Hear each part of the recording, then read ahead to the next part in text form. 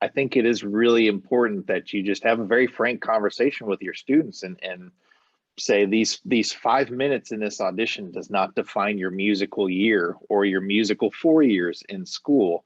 I always try to equate learning with my students to growing plants. My job is to help you plant the seed, right? And if you cram for this audition, it's like watering your seed for 24 straight hours. It doesn't grow any faster. In fact, you just killed it because you overwatered your plant. So to me, and this definitely comes from my own experience, I'm a very diligent daily practicer. I haven't missed a day of practice in 14 years. Most of that is because it's how I make my living. I understand, and I always tell my kids, like, you don't feed your family by the way you play the trumpet, right? I sure hope not. You're 10. There would be something off with your family.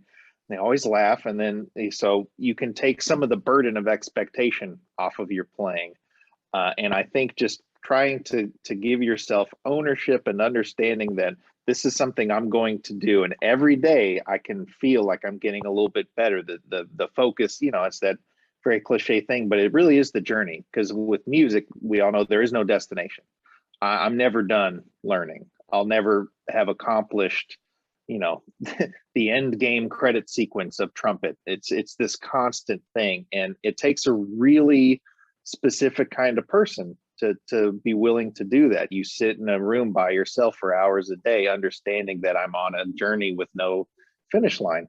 And whether it's right or wrong, that certainly when you get to a professional level, that definitely weeds out a lot of people.